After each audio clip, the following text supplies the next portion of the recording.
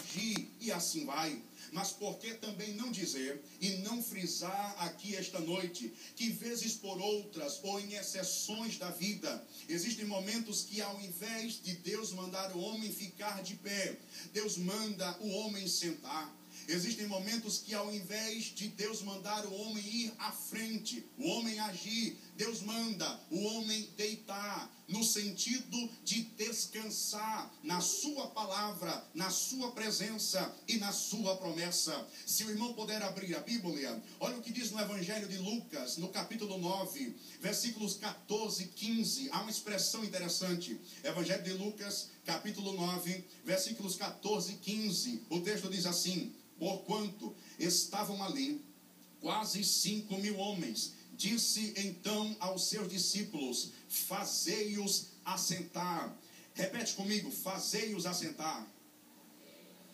Aí o texto continua: em ranchos de 50 e 50, e assim o fizeram, fazendo-os assentar a todos. Olhe para mim, por favor. A narrativa do Evangelho de Lucas, no capítulo 9, o panorama da história é uma grande multidão faminta, uma grande multidão com muita fome. Segundo o texto, aproximadamente 5.000 homens estavam ali, todos eles debilitados fisicamente, com fome, precisando de uma substância, de alguma coisa para manter seu corpo físico em pé. E é interessante observar que os homens que ali estavam com as suas respectivas mulheres e filhos, quem tem filho aqui pequeno deve saber como é uma criança com fome. Ela fica esperneando, fica aperreando, catucando a barra da saia da mãe, a calça do pai. Pai, eu estou com fome. Mãe, eu estou com fome, dê um jeito, me dê dinheiro para o lanche. É um aperreio uma criança com fome. Agora imagine, uma multidão de 5.000 homens, uma multidão de mulheres, uma multidão de crianças, um monte de gente com fome, o alvoroço que não era, a agonia que não era. E naquele momento alguém chega para Jesus e declara a verdade da escassez de pão e de alimento que a multidão tinha. Daqui a pouco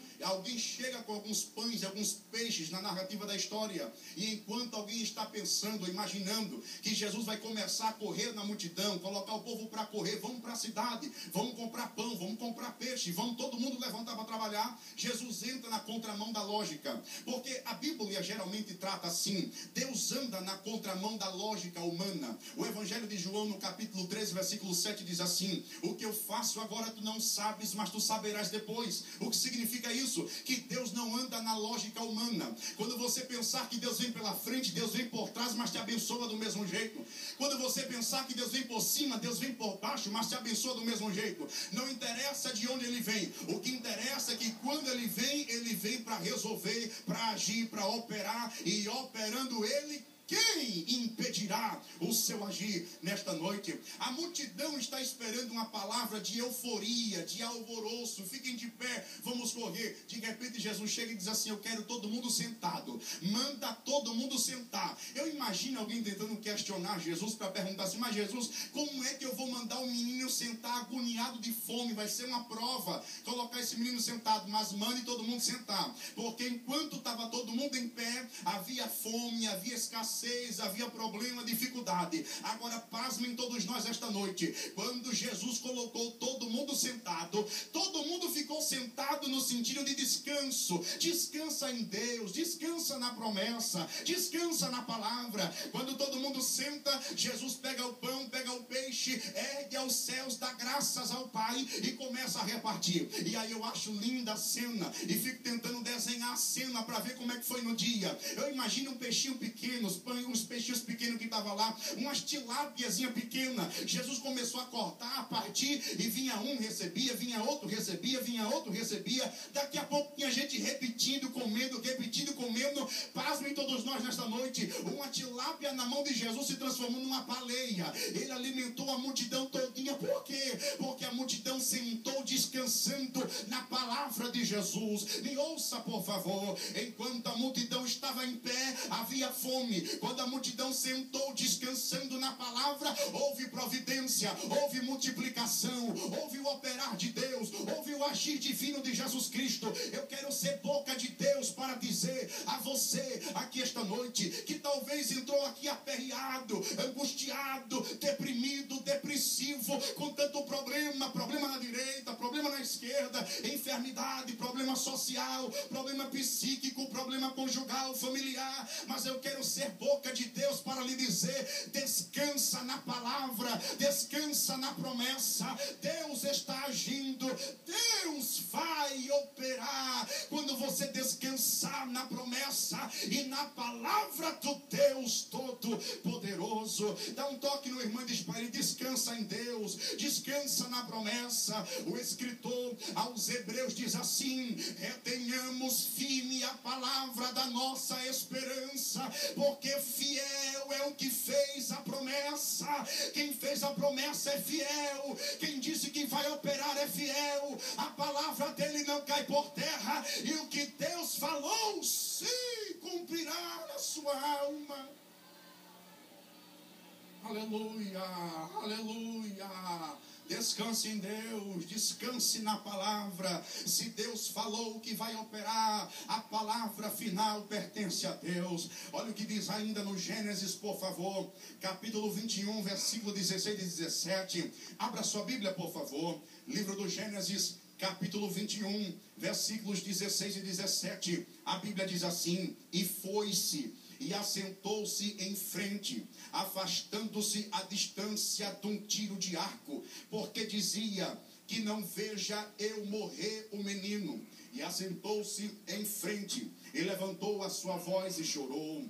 E ouviu Deus a voz do menino, e bradou o anjo de Deus a Agar desde os céus, e disse-lhe: que tens, Agar? Não temas, porque Deus ouviu a voz do menino desde o lugar onde ele está. Repete comigo, por favor. Deus ouviu a voz do menino do lugar onde ele estava.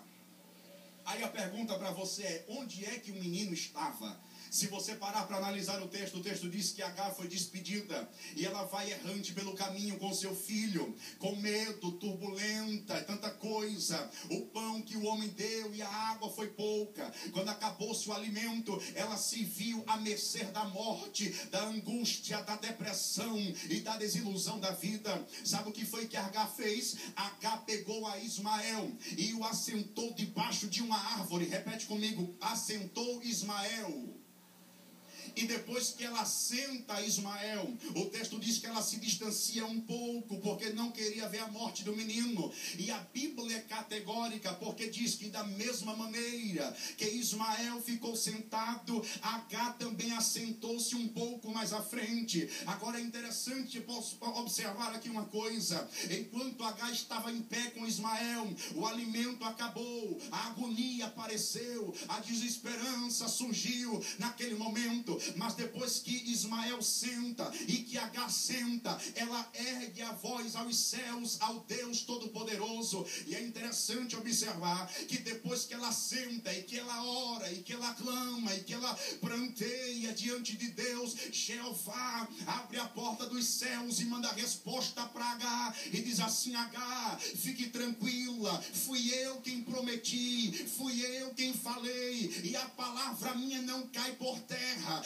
Passará os céus e a terra, mas aquilo que eu falei não cai, não volta. A palavra de Deus está de pé sobre a tua vida. E tem mais, Agar, eu ouvi o choro do menino. Agora é interessante que Deus faz questão de dizer: eu ouvi o choro do menino do lugar onde ele está. E onde é que Ismael está? Está sentado, descansando na promessa, na palavra do Deus Todo-Poderoso. Não tinha pão para comer, não tinha água para beber, não dava mais para continuar a caminhada. Então, já que não dá, eu vou sentar esperando a provisão de Deus. Aí Jeová abriu o céu e disse assim: minha filha, não tem problema, fica tranquilo, eu ouvi a voz do menino, eu vou operar milagre, eu vou fazer o que você não pode fazer. É só descansar no pasto verdejante que eu vou abrir, eu vou operar, eu vou multiplicar, eu multiplicarei a tua descendência,